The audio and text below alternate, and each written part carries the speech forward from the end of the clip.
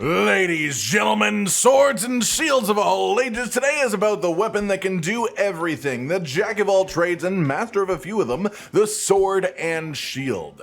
In Title Update 2 we had some new equipment out of the game, and so today we're going to talk about what has changed as far as the best builds that you can possibly put together for the sword and shield after this patch, how it compares to the best that already existed, and what the results of all of this are. Starting off though, before we dive in, let's touch on the actual weapon balance changes that came to this weapon for Title Update 2, because they are a little bit sad as we got mostly hit by just nerfs. We did have our shield combo buffed though, we had perfect Rush's shield attack buffed as well. Then we had the iframes on sliding swipe decreased, which is sad, but honestly fair as it was sort of a silly amount of iframes before. We've had chop and side slash, which are the first two hits of the triangle combo, have their raw damage decrease, which is mostly just to incentivize using the full combos instead of just doing the first couple of hits and then resetting. Counter slash raw damage has been decreased, which in my opinion is totally unnecessary because they already made the recovery frames on guard slash way longer just to make perfect guard spamming no longer a really workable playstyle in the same way. All in all, sword and shield has gotten a bit weaker, but here's hoping that is just to help shape the weapon how they want before they then buff the actual numbers behind it in the future, similar to how they've treated hammer. That said, patch aside, the weapon is what it is now, we can't change that, but it's good to stay up to date on what is going on under the hood. Today we're going to talk about how to maximize the sword and shield and get the most offense possible within reason. These sets are not made for speedrunners, they are meant to be the best builds that you can get for the more average player, which is a slightly different concept. That said, we've got two main builds with quite a few variations today, so depending on what type of style you are after, you are likely to find something you will enjoy inside. That said, starting off with weapons specifically, as that stays the same for each set, the best choice at this point is still what it previously was, which are Artian sword and shields, crafted with attack parts, with 3 attack reinforcements and then 2 sharpness boost reinforcements, ideally to manage your sharpness, and with whatever element the monster is weak to.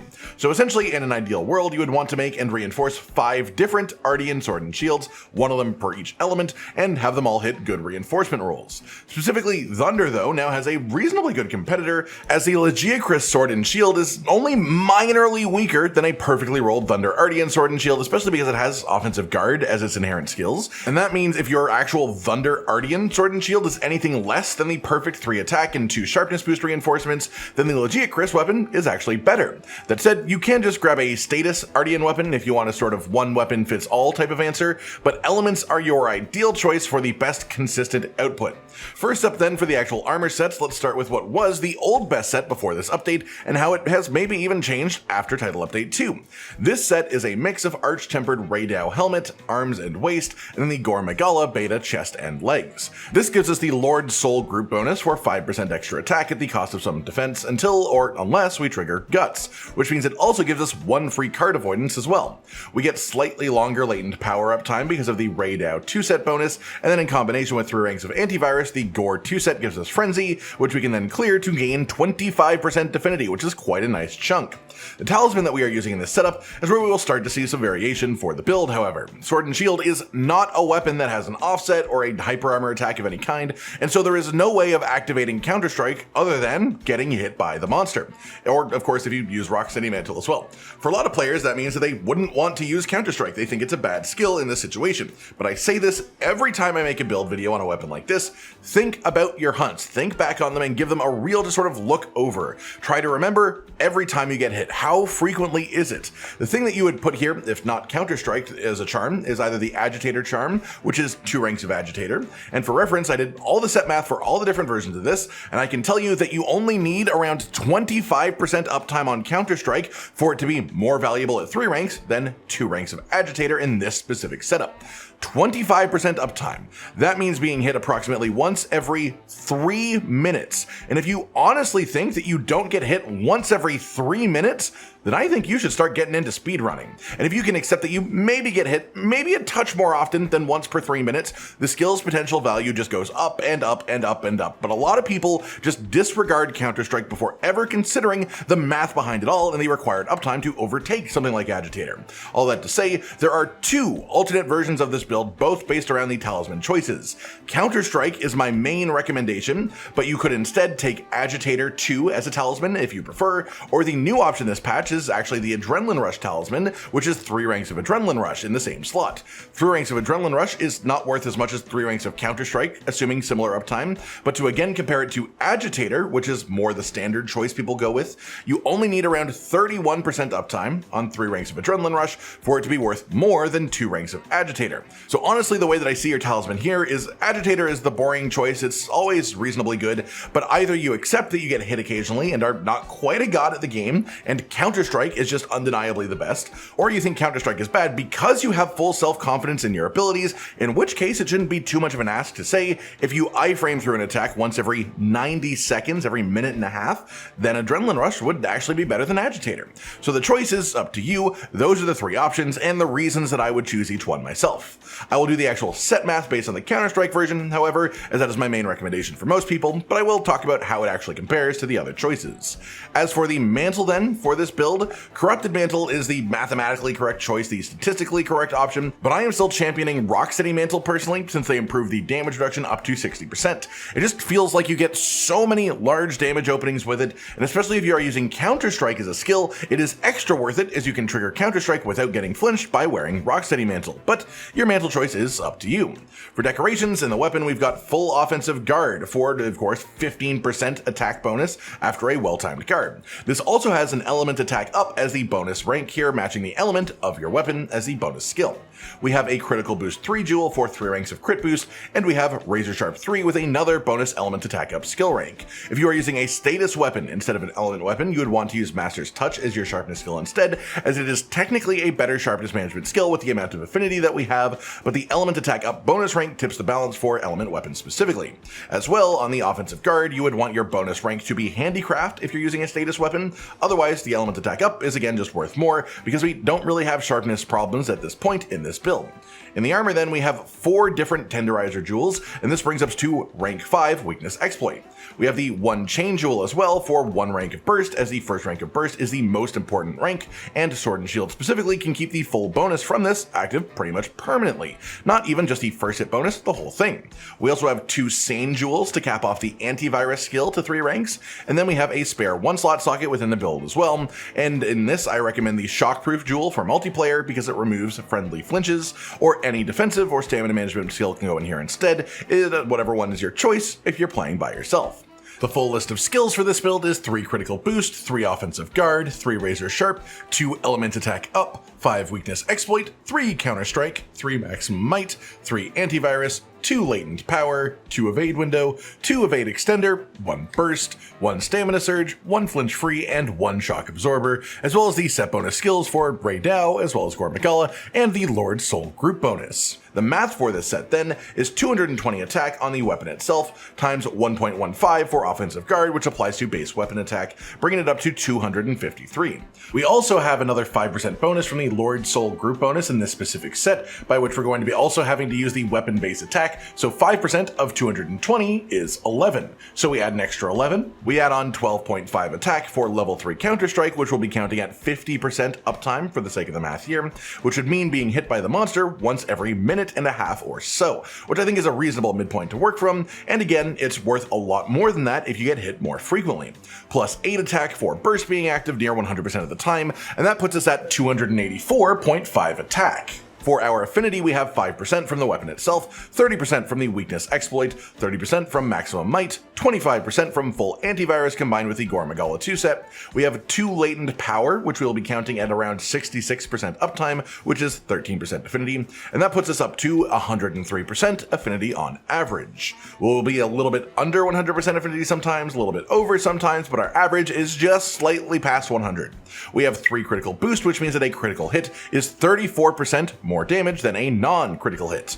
This means that because we are over 100% affinity, we just get a 34% damage increase in general, up to 381.23. Then we add another 32% increase to account for the white sharpness modifier, which leaves us at a final effective raw of 503.2, which is sort of crazy.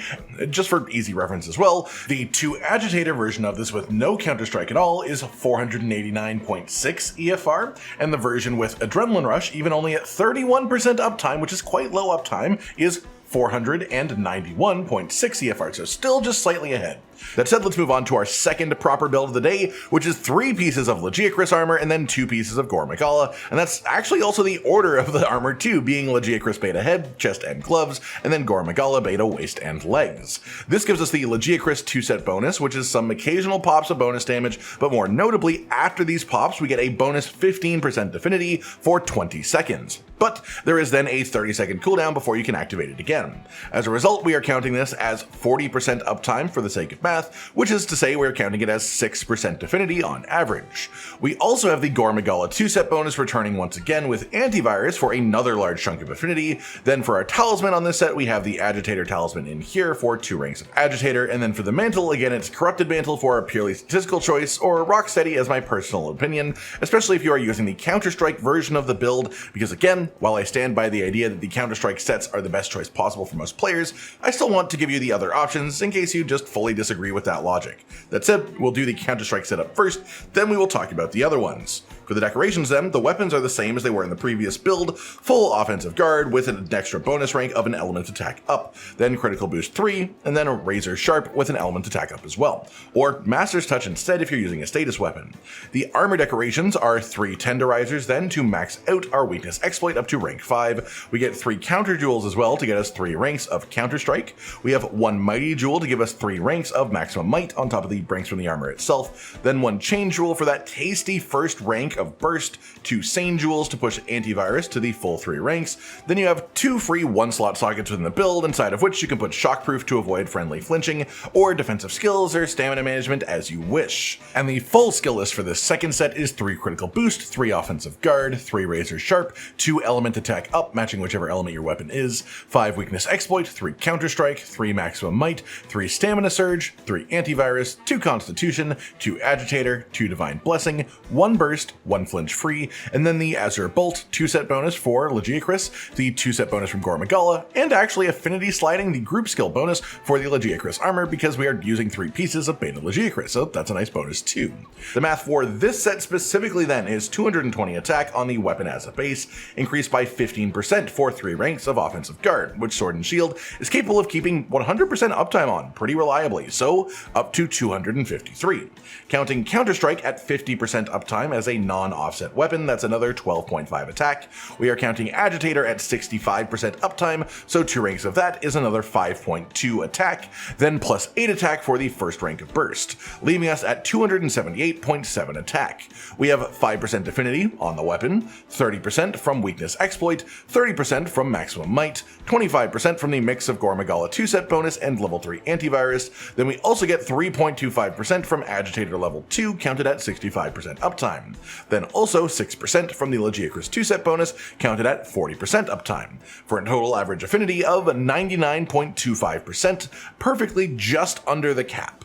We have 3 critical boosts, which means any critical hit does 34% increased damage over a non-crit, and with 99.25% affinity, that means an average damage increase of 33.7%, which brings us up to 372.6. Add on another 32% increase for the white sharpness damage modifier, then we have our end effective raw of 491.9, which is actually about 2.3% lower than the arch-tempered Raydao gore magala mix set, so it is a relatively minor decrease, but it's important to note that it means that you wouldn't have to live with the defense down effect from Lord Soul, or have the attack decrease after triggering the guts effect if you do that too, and it means that you aren't playing around latent power, because latent power is in these calculations, and latent power is a very inconsistent skill to work with. Some quests it's worth a lot, some quests it's not worth much at all. That said, my general personal recommendation is to use this new set over the old one, because it is more comfortable for such a minor damage decrease, but I also said that I would tell you about the versions of this build that don't use Counter-Strike 2, so let's quickly get into that as well.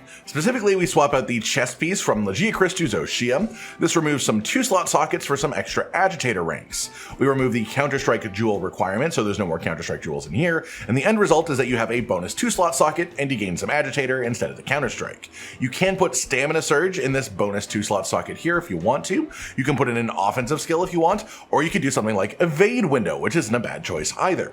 This version of the set is stays mostly the same, aside from dropping 3 counterstrike for 2 more agitator, which puts it at an end effective raw of 480.1. Another option then, it would be to replace the agitator charm itself with the adrenaline rush charm. As in title update 2, we got an extra rank on the adrenaline rush talisman, which makes it 3 ranks of the skill instead of 2, and if we do that in this exact set with no other changes, you would then need to again hit 31% uptime on 3 ranks of adrenaline rush to make it worth more than 2 ranks of agitator. So if you think that you can iframe dodge an attack once every 90 seconds, it is technically the better choice over just pure agitator. However, I need to emphasize this, I wouldn't recommend using the adrenaline rush charm in the counterstrike version of the build, because those are essentially looking for opposite things. You can technically trigger adrenaline rush and counterstrike on the same hit, but if you do, you're just being hit anyways and it's sort of awkward, so I only recommend using 1. That said, for those wondering, I did also try going up to 5 agitator at the cost of the 1 rank of burst, and the math just didn't pan out that way. That one was not worth doing in any way.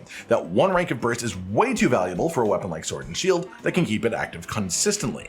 That said, if you're using the adrenaline rush version of this build, I do recommend using this 2 slot here for an evade window, just because that obviously makes it easier to trigger adrenaline rush as well. That pretty much does it then for today, everyone. As far as playing the build, it's just standard sword and shield stuff, nothing too fancy really, and honestly, as much as the increases are fairly minor compared to the previous patch, as someone who just enjoys doing Monster Hunter build math, I had quite a lot of fun working out these ideal setups and all their variations. So I hope you have fun actually using them as well if you try them out for yourselves in-game. Like if you liked the video, subscribe to the notification bell for more, and most importantly, ladies and gentlemen, until next time, stay sweet.